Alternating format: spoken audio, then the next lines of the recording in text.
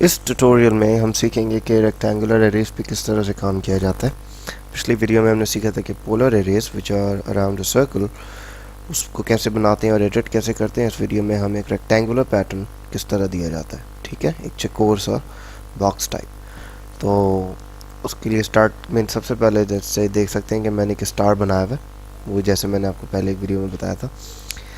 Star बनाने के बाद आपको एरे के लिए इधर क्लिक करना पड़ेगा, ठीक है। ये रेक्टेंगुलर एरे का ऑप्शन होता है, इसमें 3 ऑप्शन होते हैं as I told you, polar, path और रेक्टेंगुलर। तो रेक्टेंगुलर को यहाँ से सिलेक्ट करें।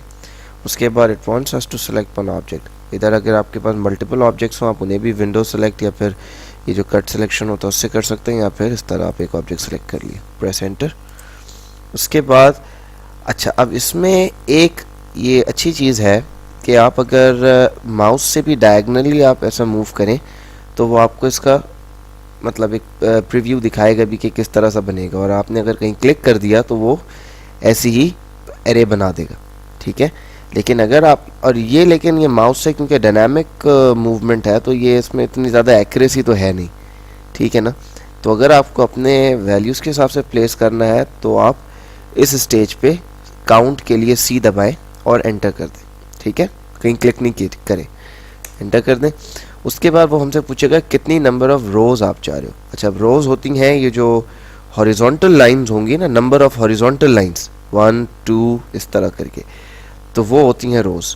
तो रोज़ आप कितनी चाह रहे हैं, लेट्स से मैं 5 रोज़ चाह रहा हूँ, तो प्रेस 5 और एंटर। उसके बाद वो हमसे पूछेगा आप कॉलम्स कितने चाह रहे हो। कॉलम्स होती हैं ये वर्टिकल लाइंस, ठीक है, ये होते हैं कॉलम्स। लेट्स से मैं वो भी 5 चाह रहा हूँ, तो मैंने 5 करके एंटर कर दिया, ठीक है। उसके बाद ऑटोकैड हमसे पूछ रहा है कि opposite corner to space the items. अब अगेन वो जिस तरह पिछले स्टेप में ये आपने देखा था कि नंबर ऑफ रोज कॉलम बताने के लिए डायनामिक मूवमेंट थी, इस तरह इस स्टेज पे स्पेसिंग बताने के लिए भी डायनामिक मूवमेंट पॉसिबल है। लेकिन अगर आपको डायनामिक मूवमेंट से नहीं करना और आपको अपनी एक वैल्यू देनी है स्पेसिफिक, जो कि प्रॉब्ली आपको देनी पड़ेगी क्योंकि एक्यूरेसी आपको चाहिए, तो आप इस स्टेज पे एस दबा दें, एस फॉर स्पेसिंग, और एंटर। उसके बाद हमसे पूछेगा कि आप रोज के दरमियान कितना डिस्टेंस चाह रहे हो। रोज as I told you are these horizontal lines, ठीक है। तो हॉरिजॉन्टल लाइंस के दरमियान आप कितना डिस्टेंस चाह रहे हैं। लेट्स से वो मैं चाह रहा हूँ इस स्टेज पे 80 फीट, ठीक है, क्योंकि काफ़ी मैंने बड़े लेवल पे बनाया तो 80 फीट। अच्छा, उसके बाद लेट्स से मैं कॉलम्स के दरमियान डिस्टेंस चाह रहा हूँ 50 फीट, ठीक है, और एंटर। अभी आपको एरे आ गई, प्रेस एंटर या एस्केप, तो आप इससे निकल सकते हैं। अब जूम, एक्सटेंस, एंटर, तो ये आपके पास एक स्टार्स की एरे आ गई, ठीक है।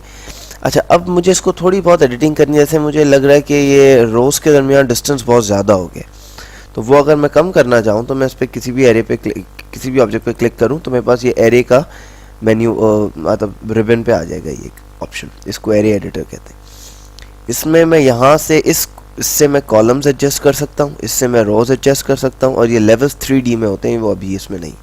ये तीनों वही ऑप्शन है जो हमने पोलर एरे में सीखे, तो इसमें मैं इस ट्यूटोरियल में नहीं जाऊँगा, मैं सिर्फ ये कॉलम्स और रोज का आपको बता देता हूँ।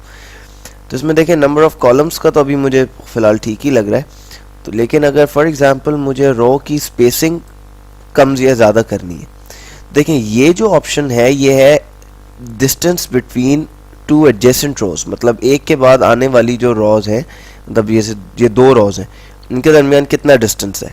ये 80 फीट है जो मैंने एंटर किया था, और ये 320 फीट जो है ये तमाम रो का यहाँ से यहाँ तक सेंटर लाइन, इस स्टार की सेंटर लाइन से इस स्टार की सेंटर लाइन तक कितना डिस्टेंस है, ये टोटल डिस्टेंस है 320, ठीक है ना।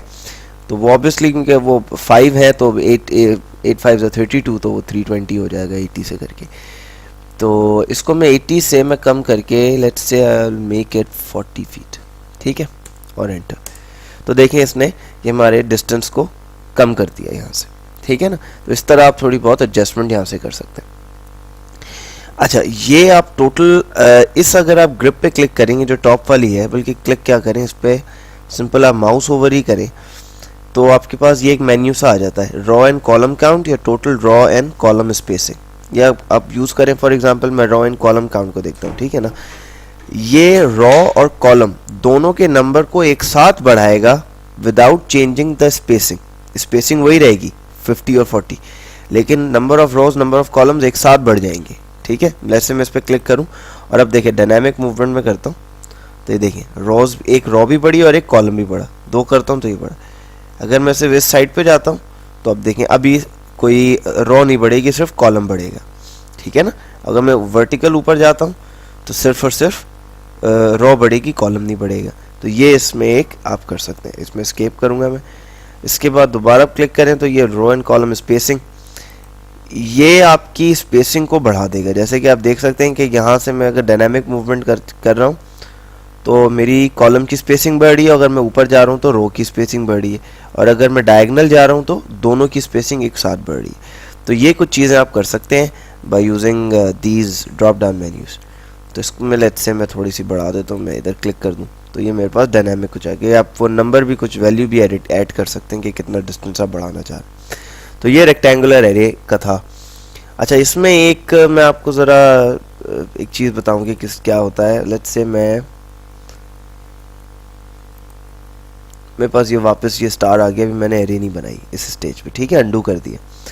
मैं इसमें एक एंगुलर पैटर्न भी दे सकता हूँ, मतलब रेक्टेंगुलर एरे एक पैटर्न में भी दे सकता हूँ। उसका क्या तरीका है, आप यहाँ पे क्लिक करें, उसके बाद एरे कर दिया। अब यहाँ पे आप देखें नीचे ये इसको पढ़ें आप, तो लिखा हुआ है specify the opposite corner for the number of items, base point या एंगल या फिर काउंट।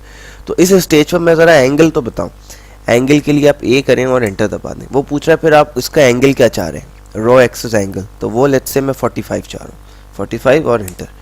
ठीक है, अब उसके बाद वो दोबारा वो हमसे वो वैल्यूज़ पूछने पे आ गया कि क्या आप चाह रहे हैं। तो मैं काउंट अगर पे ले आऊँ तो मैं ये वापस वही स्टेप्स हैं जो मैंने पहले किए थे अब से।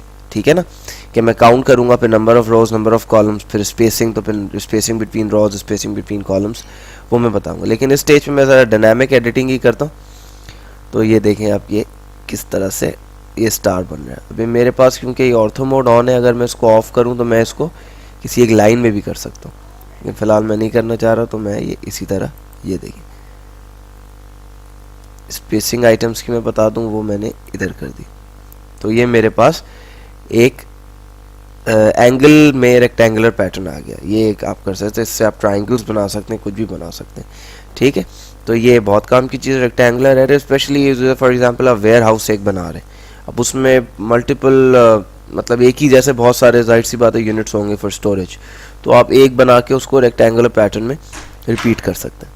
ठीक है, तो ये इम्पॉर्टेंट है इसको। बाकी इसमें चीज़ें वही है जो पोलर एरे की है। अगली वीडियो में मैं आपको बताऊंगा कि जो आखिरी चीज़ है पाथ एरे, जो नया इंट्रोडक्शन है ऑटोकैड 2012 में, इससे पहले की वर्जन्स में नहीं था, वो किस तरह से यूज़ करते हैं। ठीक है, टेक केयर, अल्लाह हाफ़िज़।